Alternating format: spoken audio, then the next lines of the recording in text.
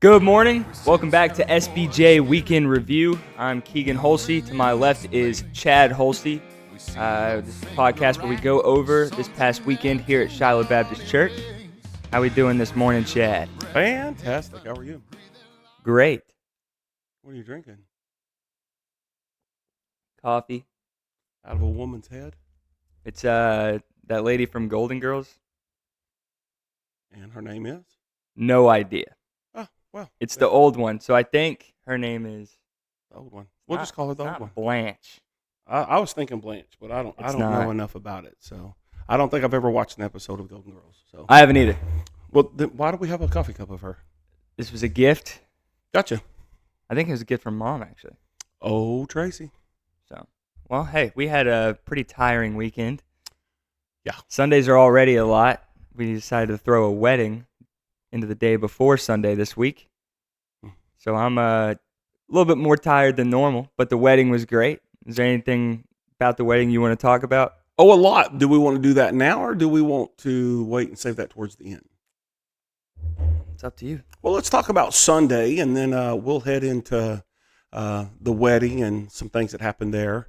Wow, he's drinking a Fanta pineapple for those who are curious as to what just happened there.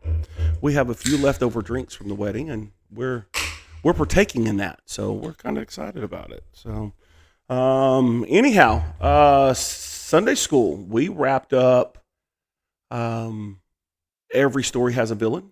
Talk about Satan and how he wants to derail your life and the things that you're doing and the way that you're going and all that kind of thing. And so we ended this week talking about prayer and just the power of prayer. And man, I think if you're busy praying, that helps with, those temptations and those trials and those struggles and those battles that you're in. I think prayer is one of those main things, and so we just talked about the importance of it and why we should do it. And I think so many people make prayer very, very difficult. I don't think it has to be that difficult. I think it can be just a, hey, I need to talk to you right now kind of deal. But also prayer shouldn't be that you just go to God when you have a mess and you have problems, So I think it's just, for me, I feel like prayer should just be a continuing conversation with someone that you love deeply.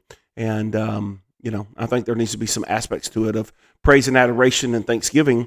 But there's also can be those times of petition and, hey, this is this battle, this is the struggle I'm dealing with, and I really need your help. So, I think it's good. I think it's one of those powerful weapons that we have that most Christians do not utilize to its full extent. So, yeah. How many times do people say like, "Yeah, I'll be praying for you," and then they don't actually? Yeah. I think that's one of those things that, and I'm guilty even of saying, yeah, man, I'm praying for you, brother, and then, or sister, and then just move on. And I don't want to be that way. And so I, a lot of times will try to just, let's stop in the moment right here. And if the moment allows to let's just pray right here. And so I think the people, like the person that you're praying for, obviously really likes that. But then you're keeping your word. You're not just saying, it's not just lip service, Sure. Is your Sunday school more of like a open conversation format? What does that look like? Well, it's different depending on what we're studying. So we've done for a while now where we do a discussion, like I do an opening conversation. Like today Sunday we talked about just prayer, and I said, when was the last time you had a significant conversation with God? Like a serious, like let's have a serious conversation with God. When was the last time you did that? And interesting, a lot of folks couldn't really, come in. I said, hey, when was the first time? Do you remember your first significant prayer that you ever had? And of course, John Johnson, he said his was when he asked Jesus into his heart. And I thought, well, that's a pretty significant prayer, right? And but then a lot of people were like, yeah, I don't know. And so I think a lot of times we pray because we think we need to pray, but we, don't spend that time praying. So in that point, we start off with like kind of a discussion. Hey, let's get everybody engaged. Let's get everybody roped in on the topic for the day. And then, sometimes with what we've been doing, we watch a video and that guy explains it further, the topic, what we're talking about, that kind of deal. And then after that thing, then I may teach a little bit, but then a lot of it is just open conversation about, like this last week about prayer. But then there's times where I'll just teach, and that just kind of depends on what the topic is, what we're doing, or are we doing a video series, or is this where I'm standing up teaching? So a lot of it just kind of depends on where our classes is at and what we're doing. So I got you. But I do like the open conversation. It does lead into some really good conversations and some really good things that happen that may otherwise not happen. So I enjoy that. Hearing from other people and different perspectives and different thoughts. So we do that frequently. Well, speaking of first, early prayers, I told the story to the teens not that long ago, but one of the first prayers I remember doing is I was about to get in trouble for something, and I think Mom had said, we're going to wait till your dad gets home to deal with this. And I was praying that you wouldn't spank me, and I was trying to make a deal with God. I said, listen, if he doesn't come home and spank me, I'll be nice to Haley for the rest of my life. Oh, wow. So how'd that work out for you? Not very good. I got spanked multiple times. Wow. And I was never nice to Haley. Wow. Well, so that's what happens when you try to make deals with God. Then, of course, it sounds like the person that suffered in this whole thing the most was Haley. I mean, that's what I get out of this story, is that poor Haley was the victim in your... Well, also, one of the things I would say when I was trying to make a deal, I would say, Haley always had candy in her room somehow, and... How did she manage that? I don't know. I think she was bringing it home from school, but when she wasn't in her room, I would wait till she'd go to the bathroom, and I'd go in there and steal it. So one of the things I would say is, I won't steal any more of Haley's food, God. Just help me not to get beat. Wow. So I broke your laws and your commandments of thou shalt not steal, but then I want you to get me out of this. I'm willing to obey your rules if you'll scratch my back here a little bit. I'm willing to make a change. I got you. I feel like that's a balls in prayer. your court, God. Right. I feel like that's a horrible prayer. And I was 7. So wow, you wonder if God just sits up in heaven and just chuckles at the nonsense that we come up with. I think little kid prayers would be fun. Yeah. Well, Tracy talks about when they went upstairs, they sit down and get them to give their prayer request. And for you parents listening, just know Tracy learns a lot of stuff through prayer requests, and some of the stuff that is said and told, and I wish my mom would stop saying cuss words. Yeah, crazy stuff. And I don't even remember details of some of the, but Tracy's like. Hey, sweetie, maybe we should not talk about that, right? That kind of a deal, and that whole thing just turns really south sometimes.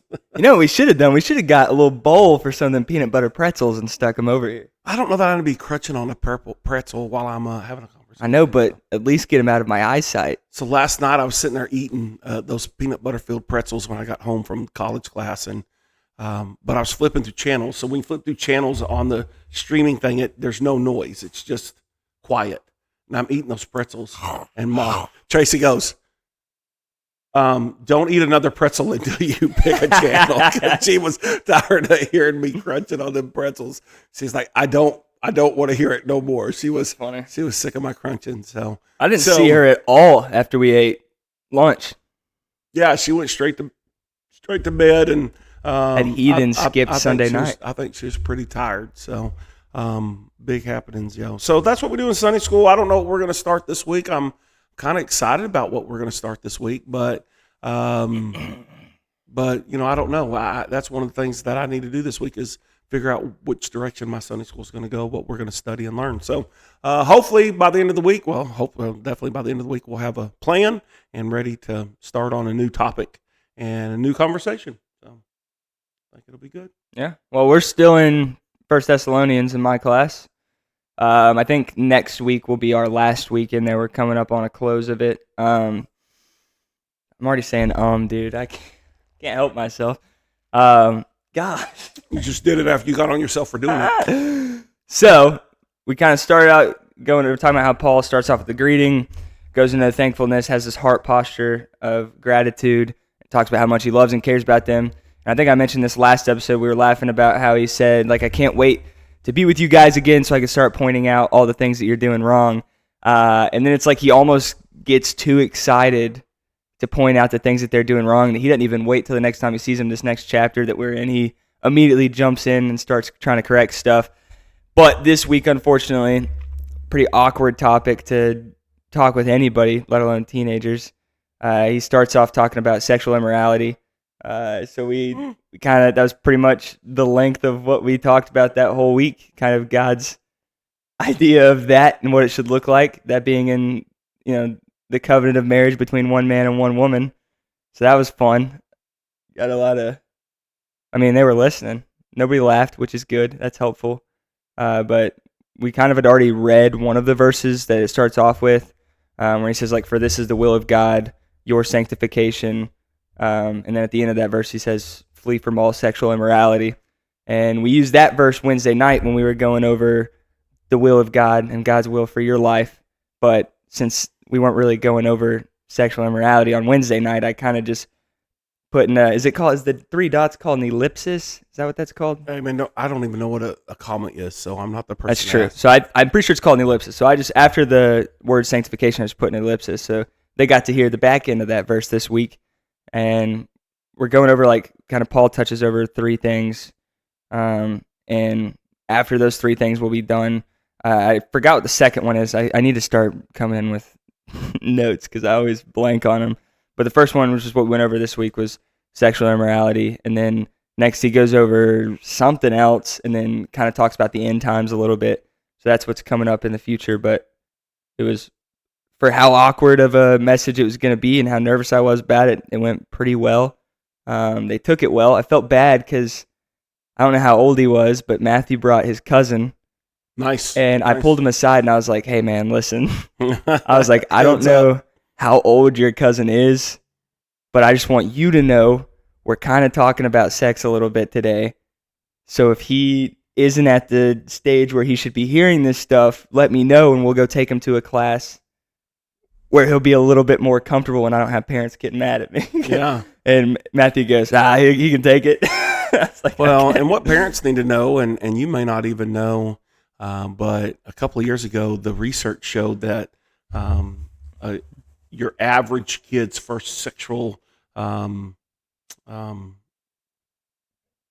first start these days, where they went further than they should have, is age 11. So I read a thing that said 95% of people in today's world are exposed to porn before 8th grade. Yeah. So to have that conversation, I think we need to do it tastefully. I think we need to do it right. Sure. And I think, parents might need to know that we're having that conversation. But the reality is, it's important. It's in a conversation that needs to be done right. What is God's plan? What is God's will? What is God, what does God want here? Because there's things that you think that you've sheltered them from that they're exposed to that you just don't know. And you don't realize the need for the conversation. Yeah. Now, obviously, there's going to be some kids in there who had. Sure. Or aren't just. Well, and what a blessing, and that idea of being sheltered, and I think that's super awesome. And a lot of kids don't realize what a blessing that is, to not deal with that kind of stuff at an early age. But your average kid is dealing with that stuff. In my opinion, the best place to first learn about stuff like that is at church, being pulled from Scripture. Absolutely. Well, so instead of, because there's things that there's God's design, and then what humans take and twist and make it this evil thing. They take we take what's good, twist it, make it evil and bad, and that's the bad's what they're getting exposed to first instead of the good, and being explained to that, hey, you might be exposed to some stuff later. You need to understand that that's an evil, disgusting twist of what God's perfect design was. Yeah. Well, and that's that's where, I don't know. My mom never had the conversation. They never talked about it at church.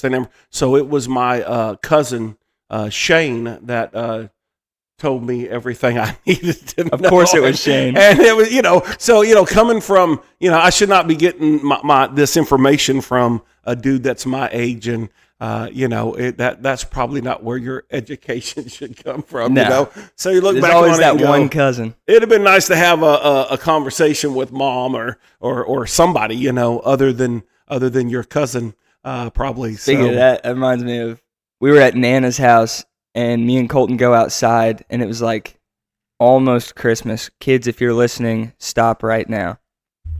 Oh, wow. We go outside and we're sitting on the little bench out there. It's when she was running that apartment complex. And we're sitting there just quiet, just watching the cars drive by. And he goes, "Oh, yeah, hey, by the way, Santa's not real." Oh, wow. Nice. Awesome. And luckily, by the way, Santa is real. Don't believe luckily, that. I was a very stubborn kid, and I sat there and argued with him. And he goes, "Dude, my mom literally told me." And I said, "Your mom lied to you." Your mom? Well, she did. I said, mom is a liar. It's just because you don't have a fireplace at your house, so he's not allowed to go there. Wow, that was a good reasoning in your way of thinking. That's crazy. No, I believe he is real. As if Santa's classist. Yeah. So well, back to my Sunday school real quick. If you're done, sorry. No, take it away, boss. It's your world. I'm just living in it. We got a comment from one of my class members, people from my class, Brett Clue. And if y'all remember last week, if you listened last week, we were discussing the people who were adjusting the thermostat. And I called Sam Bagwell out on that.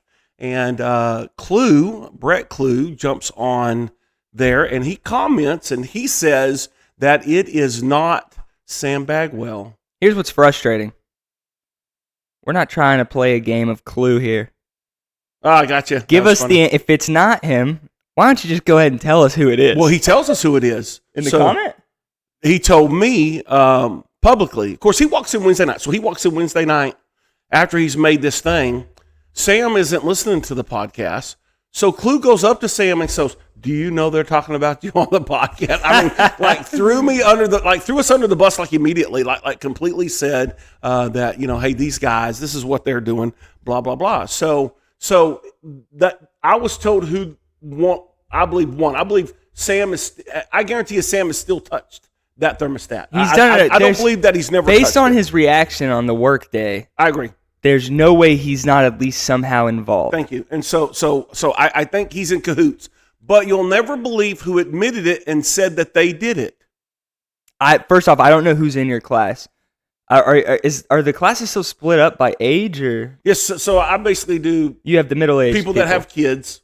I have couples and moms and people that have kids that are still in the house, from little kids all the way up to high schoolers. And then there's the empty nesters class, and there's the older people's class. You have male and female. Though. I have males and females. Yes, I have more females. I'm trying to think of who would be a crazy pool. You're never going to think of this person. My guess is going to be one of the Jordan parents. Right. Oh, so you're saying Lee or David Lingerfeld? No. Oh, Shannon and yes. Wow, you think? Wow. So you're thinking like the second newest people to our church. He's so nice that I think he could be potentially a little sneaky. Oh, Shannon, wow. I never got that from him. But not him. And I didn't say any of that actually. I don't believe that, Shannon. And I appreciate you coming Saturday and helping fix some lights around here. I said he was nice. He's a great guy. I really like him. And Brittany is his wife's name. And their daughter is hilarious. The funniest kid that's ever walked the earth. Cracks me up. So anyhow, do you want me to tell you who admitted to adjusting the thermostat? Give me 4 options, and I will select who I think it is. Okay. Mandy Lewis. I think that's too obvious. Hang on. Angela Clue. There's no way, dude. And no way. Wait, hang on. Let me finish. And Brandy Marcinko.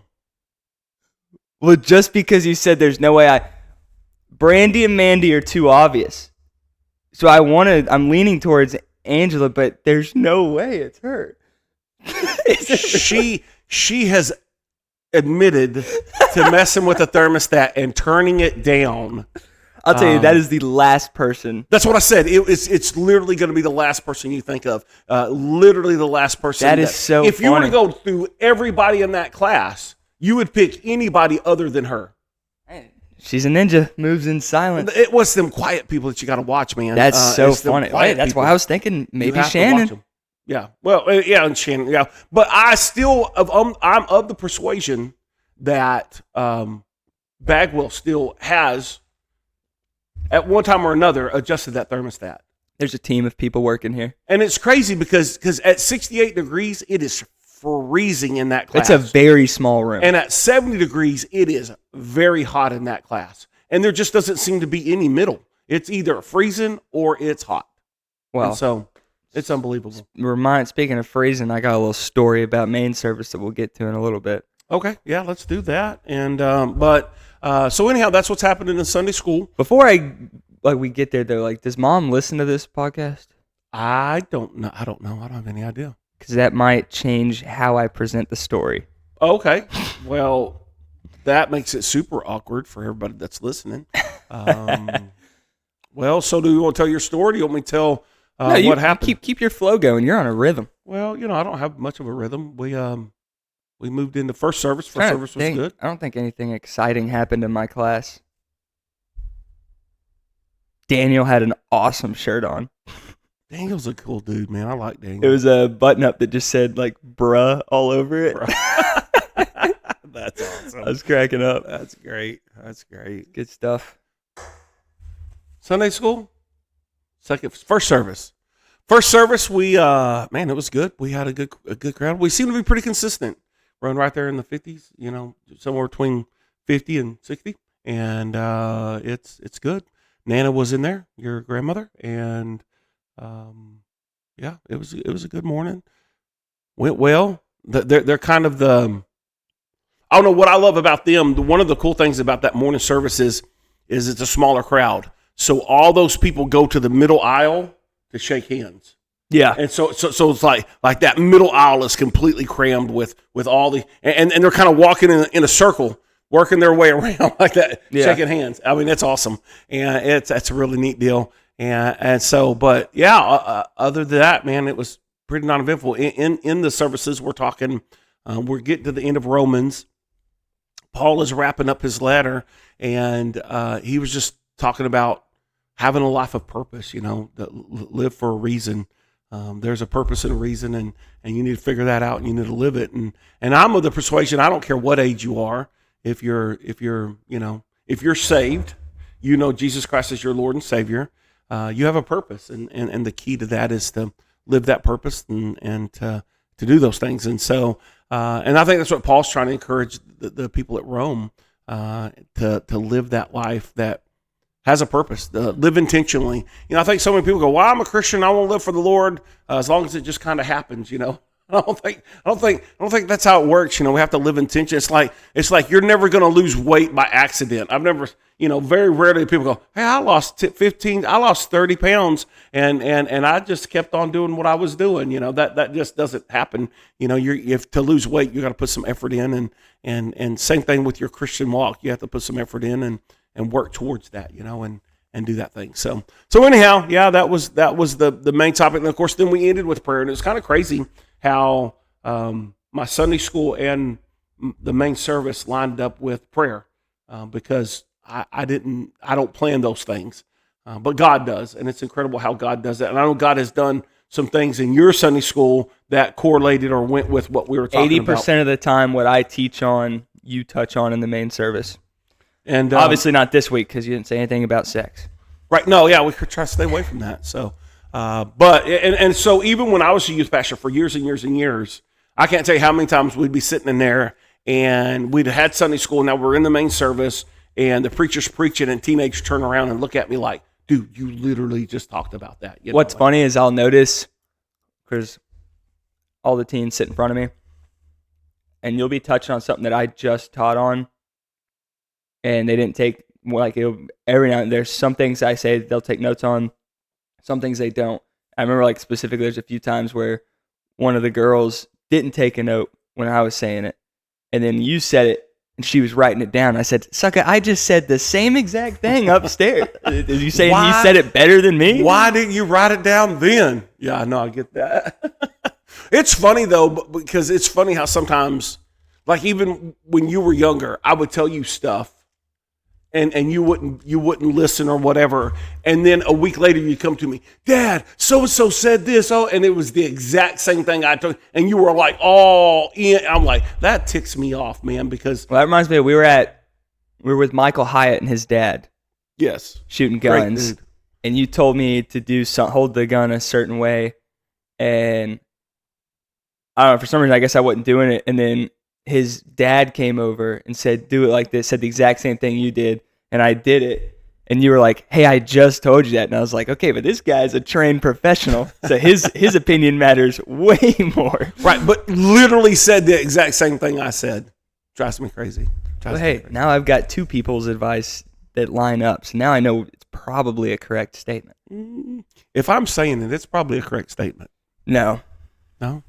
Because you told everybody at church that you had lunch with Jimmy Long, and it was actually Jimmy Priest. Oh, yes, I did say that Sunday. I apologize to both Jimmy Long and Jimmy Priest. I was eating with Jimmy Priest and Keagan and me and a lady whose daughter's name is Shiloh. So there it was. We weren't eating with her, by the way. She was our waitress. Probably should clear that up. That should spread some rumors, huh? Yeah. During the first service, I fell asleep during the handshaking announcements bit. Sitting back there at the drums? Yes. Nice. I kind of just was like, oh, my eyes are kind of heavy, so I propped my arm up on the snare and rested my head for a little bit, and I dozed off for like half a second. Oh, that's And I realized I need to sit up and I need to lock in. Sit up and get ready. But at coming home from the wedding, I was so tired that I couldn't sleep. And I just rolled around all night. So I haven't slept. Last night was the first time I've slept in a while. Yeah, because y'all stayed up all night Friday. Because we were at the coolest house of all time. Yeah, we need to do a men's thing there. We need to find out where that's at and get that on the calendar. That could be Find awesome. out where it's at. I can take you there.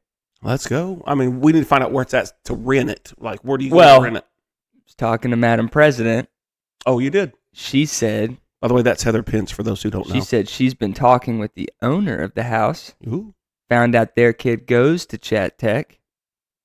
So they got kind of a relationship going. The lady told Madam President, if you ever want this house again, don't book it through Airbnb. Text me, and we'll work something out. I like that plan. So we might have a hookup. Let's get a text going. I like it. So, second service, we had a lot more family there.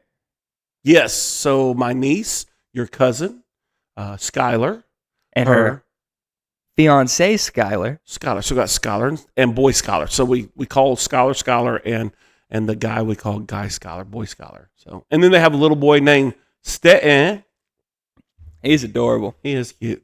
And so he's just friendly with everybody. He shakes everybody's hand, hugs everybody. Dude, at the rehearsal dinner, he's walking over and just shaking random people's hands. Well, he went up to this lady, didn't even know, and just hugged her around the leg. And that lady was like, oh, she thought that was the cutest thing. And then, of course, the girl that's living with them right now, Lulu.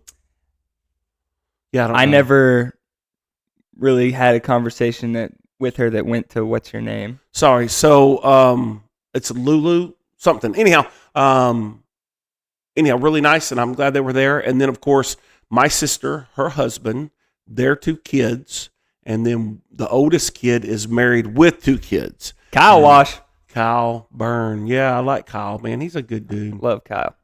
He's so quiet this trip. I don't know if he's been beat down by life or what. Kids and a crazy wife will do that to you. Yeah, man, he needed a hug. We should hug that guy more. Good guy, though. I really like Kyle. Of course, it was fun to have my family here. And then we were able to go eat some Mexican food that took forever. And then they all headed home.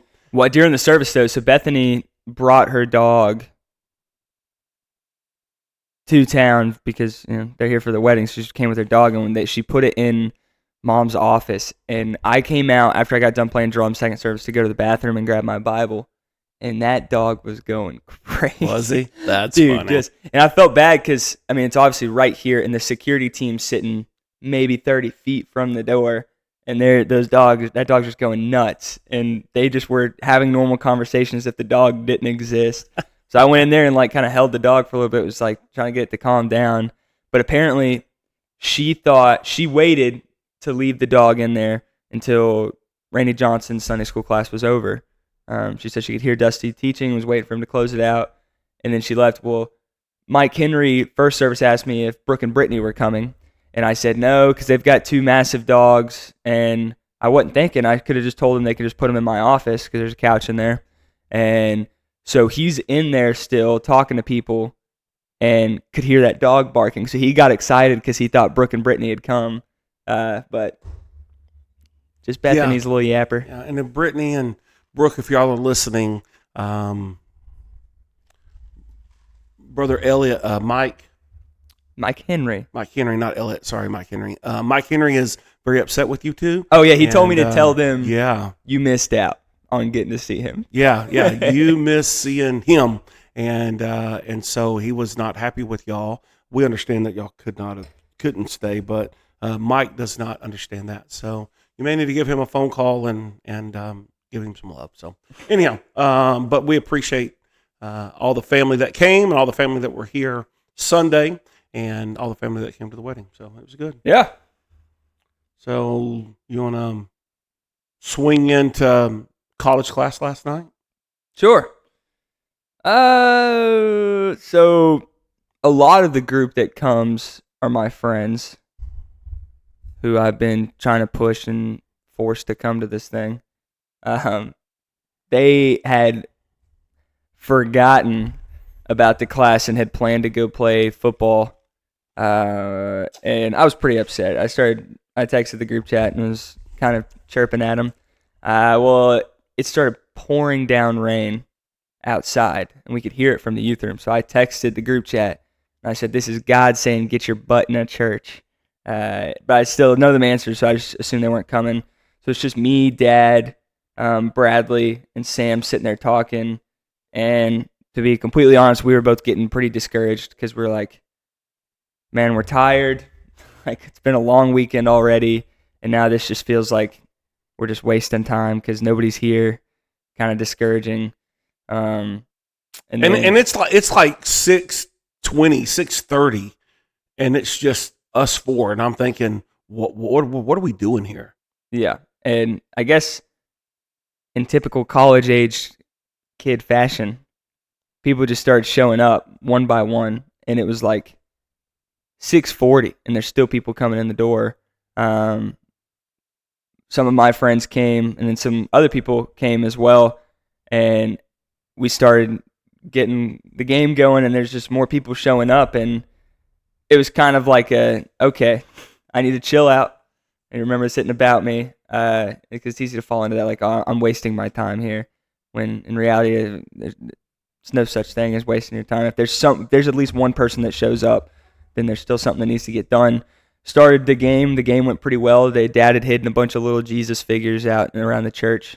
And so they went around grabbing all those. Tucker destroyed everybody at that. Tucker was really good at that game, actually. There was like 50 hidden, right? 100? 100 hidden, and he got 38. And another person got like 22. That was like the second best. Yep. And then everybody else had like 3 and 4. Yeah, but I found out, Grant came up to me and said, "Hey, I don't know if there's a prize for whoever found the most, but I gave all of mine to Gage so that he had a better chance at winning. So if there's a prize, I feel like I should get a cut." He can try to undercut him. So I told him, I said, "Well, Tucker came in here about 5 minutes before you, and I can say that his number still beats you even after you cheated." So that's funny. Hey, I just want you to know I cheated, and I still want that prize. Yeah. And then Dad put together like a couple of things questions about stuff that you might have noticed around the church to see who was paying attention the best. And it was pretty cool. And then I started the lesson, and about right after I got started, 3 more guys came in. And I think we ended up with 12 or 13. It's low, but it wasn't bad.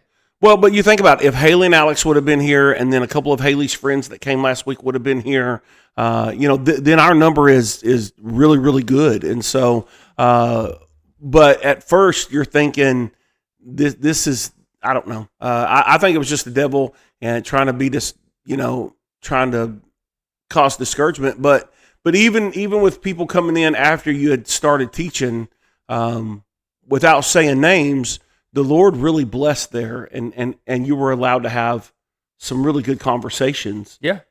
Through just friendships, and so the lesson was on friendship and temptation, and the importance of having good friends, and so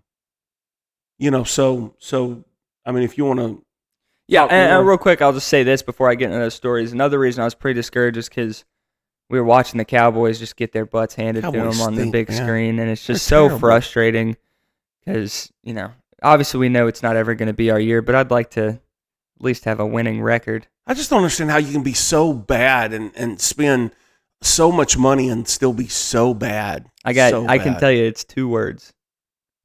Don't say it.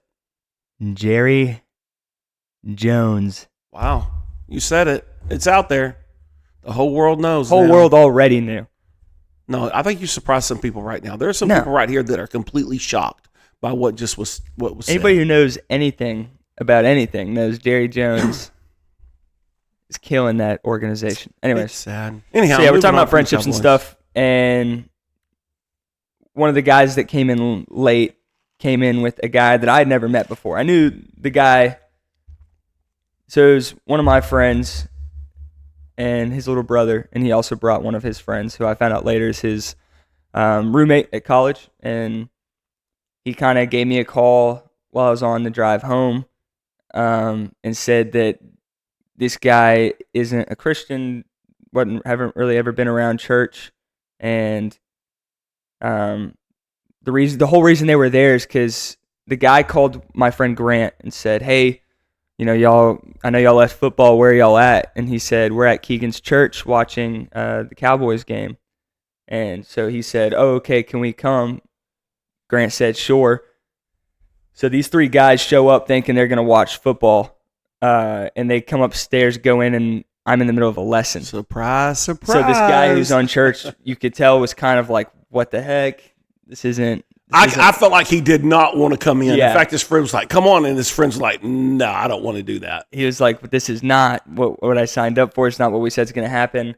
And if you've ever spoken in front of people, it's like your brain finds one person who's not into it, and you just kind of lock onto them the whole time and overthink it throughout the whole process. And so for the first little bit, I was kind of locked onto him, and was like, this guy hates me. But it's just, it's not a situation he thought he was going to be in, and he just got kind of dumped into it. So anyways, after the lesson, all that was over, he called me and he said, "Hey, my friend, not church, kind of new to all this. He kind of like broke down a little bit in the car and was like, we need to start going to church." And then even asked him if he could get him a Bible. And my friend hooked him up with one, and he was like, I want his number so we can, if I have questions, I can reach out to him.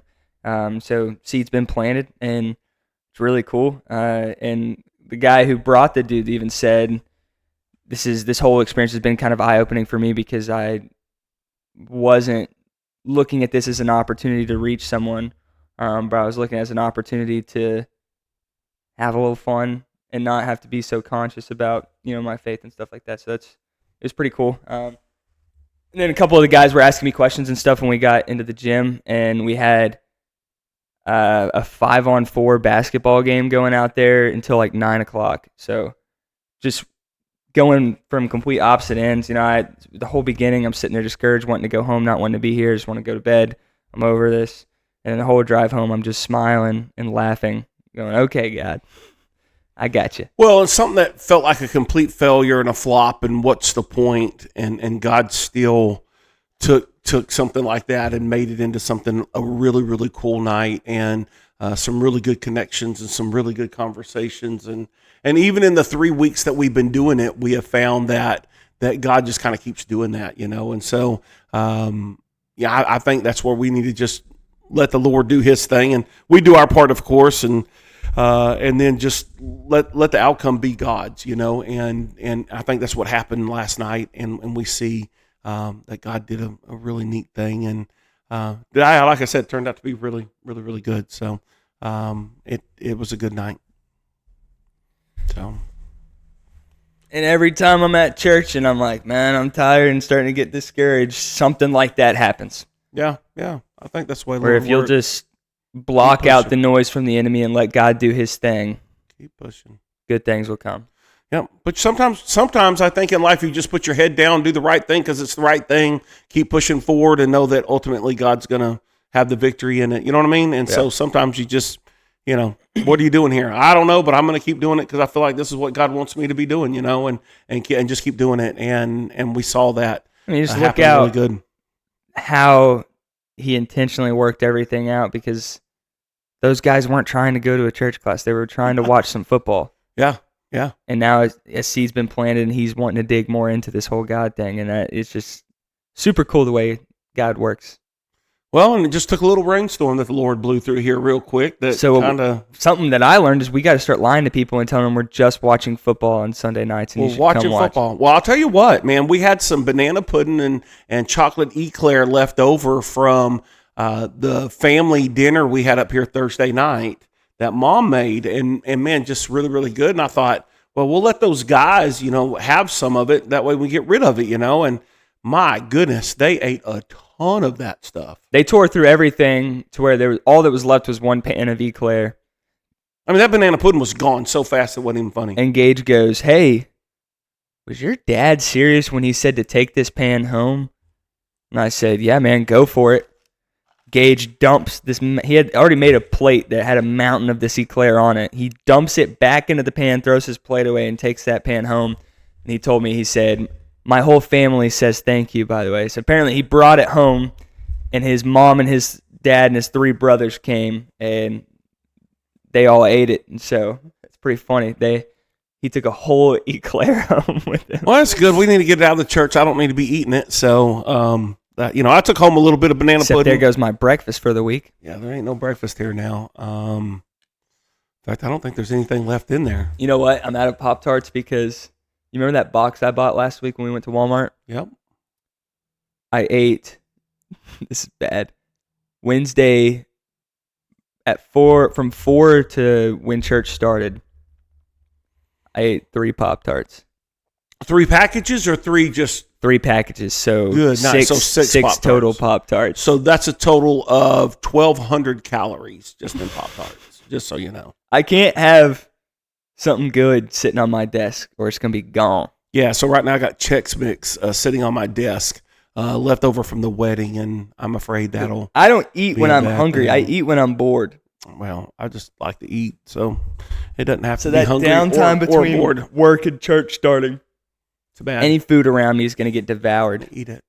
So the only comment that we had this week comes from the GOAT, somebody who watches our podcast, and his comment simply was, of course, we've been talking about Keagan's granddad, Pat Buckles, and his comment was, "It sounds like your grandpa is an awesome dude," and we would both agree with you. That was the comment that was made about Pat Buckles by Pat Buckles. So, Patty Ice. That was the 2 comments we had this week, and we appreciate y'all commenting. We encourage y'all to do so. If you want to email, you can email. Just put in the subject line "podcast," or on all these platforms, you can leave comments, and we'll try to talk about them. And bring them up. There is something that somebody texted me this morning from the church that we could talk about if you want. Let's do it. Do I know about it? No, we haven't discussed it yet. Because that makes me nervous. It just hit me this morning, so you're not prepared for this at all. So if you want to go grab your Bible. Oh, let's do it. Tucker Priest. Oh, Tuck. I like Tucker. There's been some new revelations about flat Earth versus round Earth. Oh, wow. Okay. Well. And he was wanting to know our thoughts on flat Earth versus round Earth. Well, if you'll read your Bible in the Old Testament. He sent a bunch of verses. Did he? Yeah, but it's all on my phone right there, so I can't read it. Well, we may have to discuss this later, but the Bible does talk about it being a cylinder, that it's round. Well, I don't think that's the right. I think you're meaning spherical. Yeah, whatever. But the Bible talks about it being round. Cylinder is like. Yeah, you know what I mean, though. But the Bible talks about it being round. Yeah, one of the verses he sent me is that the 4 corners of the earth. Yeah, but with that implication, that's the wrong word. Whatever, you're fine. If you're with that verse, what you're implying though is that the earth is a flat square, and we know for sure that it's not square. Right. We know that. And we know that it's round. Anybody that's been to space knows that it's round. Well, but then there's some people that believe we've never been to space. So it just you're one of those, really? 100%. You don't believe we've ever gone to space? People have gone to the atmosphere, but no one's been on the moon. You don't think no one's been on the moon? Dude, you watch that dumb footage. The videos of the guys sitting in the shuttle in space, and you can literally see where their clothes are being pulled out from their harnesses. That's garbage. This lady with her hair all floating up. It's solid as a rock. If it was really floating up, it'd be moving a little bit. It was rock solid.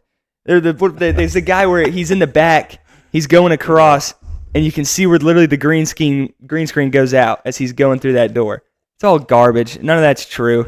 I watched a movie. It's called Fly Me to the Moon, and it's about the moon landing. And they had an interesting take on it. They had the people that were actually going to the moon was happening, but the cameras were messing up because it was something about being up there. The cameras weren't working, so they had a fake studio, and that's what was live streamed. But they were like, we didn't fake it; it actually happened. We just needed something to go out for people to see. But every video I've seen, there's stuff that you can look at. But we've got to admit that back then the video technology was awful, and so maybe that's all. Who was it that we were fighting in the space race? Russia. Yeah, we wanted to beat the Soviets so bad. And we did, because we're winners. No, we faked it. We cheated. All the Soviets had to do was figure out harnesses and green screens, and they would have been just fine. They didn't even know what a green screen was back then, Keagan. They didn't have a clue. That's how you know this guy does not know at all what he is talking about. Me? Now, the videos where, you watch Katy Perry go into space. I don't believe they went to space. They go up and I agree with that. They go up I agree barely in the atmosphere. That's not space. I agree those people did not go up to space. Dude Perfect did the same thing where they just go up to the atmosphere, come back down. But there is a guy with Red Bull who he has the highest free-falling skydive, and he went from around the same area Katy Perry and Dude Perfect were at in the atmosphere. And on those videos, you can see it's rounded. I believe 90% of the pictures we get from NASA aren't real. So none of that I'm really taking into account. But in those videos, you see that it is rounded. If you've ever been on top of a mountain, you can see it's rounded. When you're on a flight, it shows the flight pattern. Sucker's rounded. Right. I don't think the Earth is flat. Now, there's a lot of other conspiracies you can get me fired up on. Let's don't do that. Where I could probably agree with you, but this is one, Tucker, unfortunately. Tucker also was saying he's not leaning towards flat Earth or round Earth. He's heard two different things and just wants to know what other people are thinking on this topic. Well, I think it's round, and if it was flat, wouldn't people be disappearing? Don't they say it's round in Isaiah too? Yeah, that's what I'm saying. In the Old Testament, it talks about the earth being round. Several occasions. So just because they use crazy words like from the four corners of the earth, and I think all that's referring to is your north, south, east, and west, in my opinion. And I know there's some of that, we can get into Daniel, and they came from the four corners and different other stuff that talks about that. But I think it's very, the Bible is very clear that it's round. That's just the wording on that. Because if you're standing in one location and they're coming from the north, the south, the east, and the west, I mean, you could say they're coming from the four corners.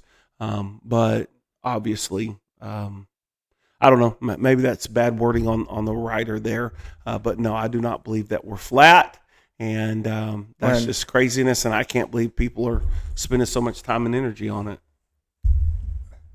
Now, whether they went to space or not, I don't know, and I don't really care, I know. They did not. They did not. Okay, perfect. Well, I know Katy Perry and her group did not. I don't believe that. Katy Perry is the greatest astronaut this country has ever seen. Wow, I can't believe you say such stupid stuff. That's ridiculous. So anyhow, such an inspiring speech she gave when she got back down to it. It had absolutely nothing to do with space. She just started throwing she said, "I just feel really connected to love."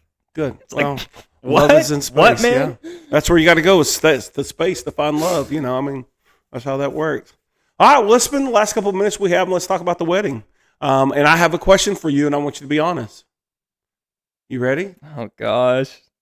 Did you anticipate or expect that you were going to be as emotional as you were? What are you talking about? Be honest. I don't know what you're referring to. Yeah, you do. The only kind of tears that came from my eyes were when I was laughing hysterically. That is not accurate.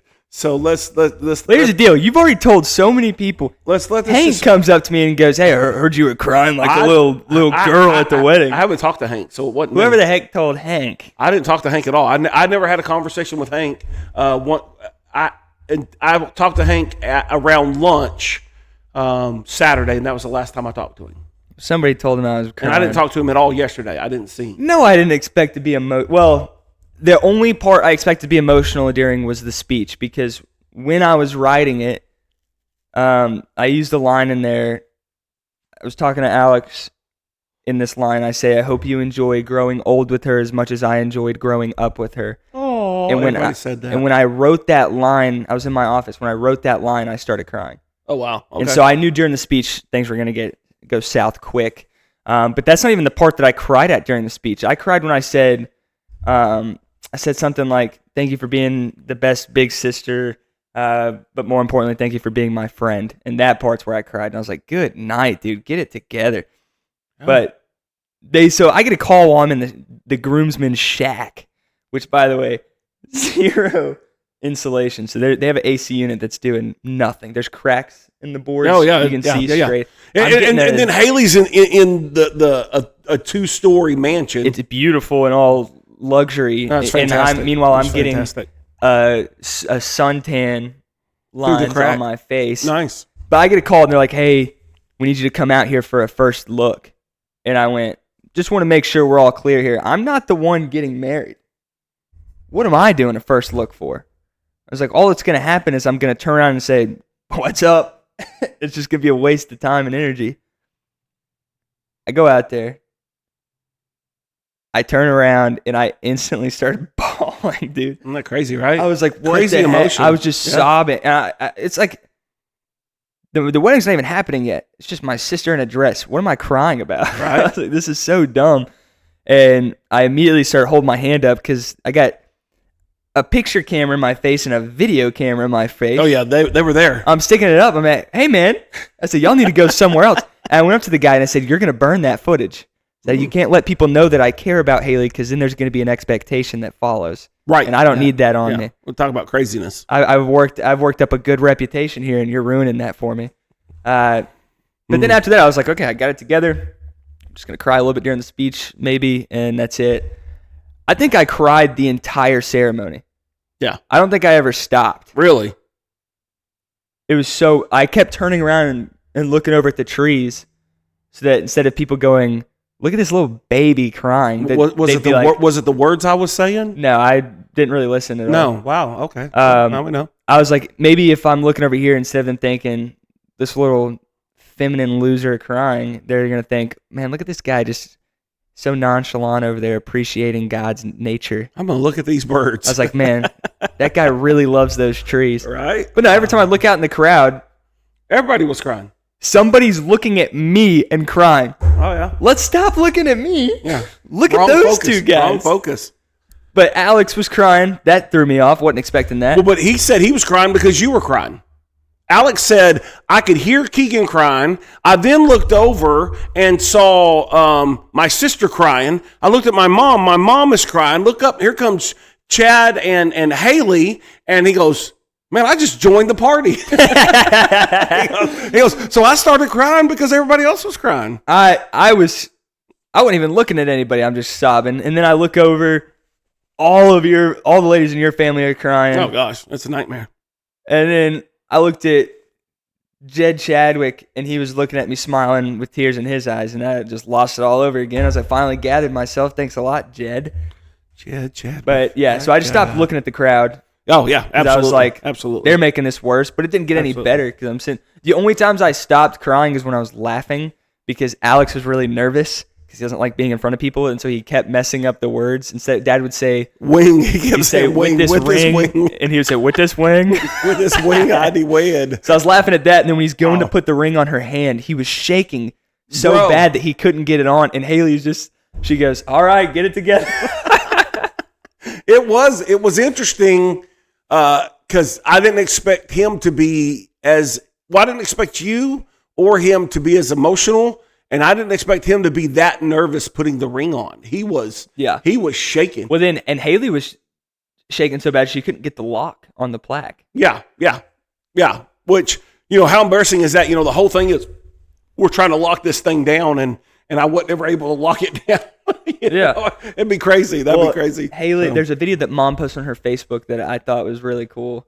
and you said something, and it's Haley like punching you in the face 4 times. So for those who weren't, so I will say this, and then I'll finish that story. We're at a small venue, and we're limited on who could come, and so sadly, we weren't able to invite everybody. Well, I mean, we didn't invite anybody. Well, that's true. Alex and Haley weren't able to invite everybody, and so, and I hate that. They wouldn't even let me have a +1. Yeah, well, and yeah, so anyhow, and I hate that, and I hate if you weren't able to come. You missed one heck of a flower boy dance. Nothing personal, just we didn't have. By the time we got all the family there on both sides, we just have too much family. Man, and it was loaded. Like even when we were doing the eating and stuff in the barn, packed. Man, it was people hanging out the doors, kind of packed. I mean, you could barely walk around in there. It was so crammed packed. So anyhow, what were we talking about before that? I don't know. You went down a weird rabbit hole that wasn't. Well, I just felt like I need to explain that to folks who I don't want anybody to be upset that maybe they weren't invited or it's whatever. It's not your wedding. What would they be upset with you? And I had nothing to do with it. If you want to be upset with Haley. Right, be upset with Haley and Alex. Actually, no, be upset with the disgusting amount of family that we have. Right. Well, and I'm so grateful that so many family, man, a lot of family came from out of town. Obviously, so far. All of our families from out of town. A lot of Alex's family came from out of town, and so we're super grateful for all the people. We had people from Texas, Illinois, Florida. Yeah. All over Florida. I think that's where Alex's family's from, right? Illinois, yeah. I was talking to one guy. He said that they live all the way up in Chicago. I didn't realize they were that far north. And so Chicago is Illinois. I get that, but most of the family live right there by St. Louis. Okay. Well, Chicago's several hours north, I think. And so he said, "Yeah, I'm from Chicago." And I was like, "Oh man, that's awesome." So the fact that we had so many people come into town and it was really, really good. And I was grateful for all those who sacrificed time and effort to be there. It was really good. So, but anyhow, I don't remember what I was going to talk about, but just poor Alex, he was super nervous, shaking all over the place. And, her punching me in the face. So what happened was, I wasn't supposed to do the wedding. Clark Bozier was supposed to do the wedding, and he got to the airport Saturday morning, and something happened with communications or something like that. All of DFW was grounded. Yeah, and so he wasn't able to get on a flight, and maybe even get on a flight. He didn't know if he'd be able to get home, and he needed to be home because he needed to preach Sunday. And so I ended up doing the wedding ceremony. I came back to the church and put it all together and got ready to do the wedding. So in my line, I now pronounce you husband and wife. You may, instead of saying you may kiss your bride, I said you may shake your bride's hand, is what I said. And so they shake hands, but then Suckers immediately went for the lips. Well, and I hadn't even given them permission yet. So I was like, hang on a minute. You guys need to chill out, And so, but Haley, that's one of the things she was like, she's publicly affectionate is not what she does. She don't like that public affection at all. And so I was like, wait a minute, and she wouldn't even let me finish what I was saying. And that's when she was punching me in the face. You and saw there's the video? Yeah, and the video's out there. I like it. And so you can go to Tracy's Facebook page and maybe even Keagan's and see her punch. That's what's happening. She wasn't letting me because I was going to say, you now may kiss your bride, but I also had been told, hey, bro, you need to get out of the picture. We don't want you in the picture of us, And, of course, it was you probably couldn't have done a kiss faster in your entire life. I missed it. It was so fast. But me telling her to stop, wait, let me fit, that's when she was pretending to punch me in the face. And the only video on my Facebook right now is me doing the flower boy dance. Flower boy dance. You can go to Facebook and look up Keagan Holsey and see that embarrassing display. But DJing went good. Yeah, I think that was fine. I felt like everything went good. The food was good. Really, really good, actually. The best man speech rocked. I don't know about that. Kathleen's speech, bridesmaid speech, was really good, and it was all good. The whole night was really good, and I am super grateful for everybody that had a part, that played a role. But I do want to do a shout out to Lance, for sure, which is Mandy Lewis's, wow, I almost messed up there. Mandy Lewis's son-in-law. He helped us load up chairs. He helped more than anybody. Yeah, man, he was so great. He stayed there late. Everybody else was gone. And he's like, hey, man, what do you need help with? I said, well, I need to load these chairs. He goes, all right, I'm going to head down there. And he helped load chairs. He made what would have been a super long process much faster. Now, we did have the Texas family helping too there at the end. Yes, and our Texas family was all helped. And she even said, hey, if you're unloading all this tonight, let us know. We'll come help. Yes. So just super grateful for all the people that were helping. The Francises, the Powers. Because we didn't get home till like 11. And Lance. Yeah, man, Lance. So that's a big shout out to them for just being there to help get all that buttoned up. It had been a long day and a very emotional day. And I think good emotions. None of it was bad emotions. I told you to mute that, man. I think it was just a very emotional day. That's Vince Gaines. Maybe he'll listen later and know that he called during podcasting. I told you to turn your ringer off. I thought I did, and but anyhow, yeah, all went well. It was a good day, and I'm just super grateful for everybody that participated, everybody that was a part. Thank you to the Fowlers for all the beautiful flowers. They're just gorgeous. I think our reception. Haley's reception, Alex's reception, was so beautiful. Most well decorated I've been to a lot of weddings. That's the best decorated, most beautiful setup I've ever seen. It was so beautiful. Yeah, it was very sweet, emotional wedding. And Haley was beautiful. Tracy was beautiful. Keagan was beautiful. I don't know that we're going to go that far. The guy who officiated it did pretty good. No, he copied the groomsmen's suits. That was a suit I was planning on wearing long before y'all. You wanted to be us so bad. I did. I wanted to be a part. No, actually, everybody was wearing blue. Colton wore a blue suit. It was perfect. Rudy wore a blue suit. It's perfect. We were walking out. Me and Haley were walking out, and she goes, "Okay, y'all go." And Haley goes, "Wait a minute." I said, "We don't have a minute. We need to go. Everybody's looking and waiting." So as we start walking, you have to walk down that sidewalk and then walk across the grass.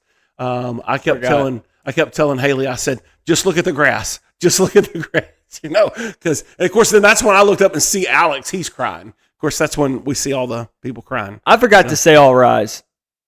Everybody just did it on their own accord anyways, though. Yeah, I asked you to do one thing for me. One thing. I'm also DJing. So, but the thing is, because I was also walking her down the aisle and officiating, I wasn't there to say, all rise. But I think the wedding coordinator did tell them to stand. Well, I mean, if it was me, it would be, all rise. Right, yeah, probably best that you just don't speak no more. So, but it was good. And it was funny because I'm standing in front of that cross, right? And I kept having to push them out towards the crowd because they were crowding me. Like, they were on top of me. I was like, okay, y'all move that way a little bit. So, what are all these weird bumps on my knee? I think it's chiggers from wearing the grass because I have the same thing. No, that's been there for like a year now. Okay, then I don't know. But I don't know why we're talking about that right now. Well, I just noticed it. Hey, we're going to wrap it up here unless there's anything else. You got anything else you want to say? Just thank y'all all for coming and being a part. And, next Sunday, this Sunday coming up is our family picnic. And we invite everybody to come out. We have the pavilion from 2:30 to whenever. Yeah, we'll see you there. And y'all come. We're going to eat. We're going to play some games. You want to swim, you want to fish, you want to hike, you want to kayak. You want to play football, you want to play Frisbee. If you just want to sit around and shoot the breeze, y'all come hang out with us. That's this Sunday after church. And, man, we look forward to seeing you Sunday, Wednesday nights. Starts at 6 o'clock. Come eat with us. So, hey, just tell some friends in the church that they need to check this out. And we'll see y'all next week. All right. Y'all have a great week. See y'all.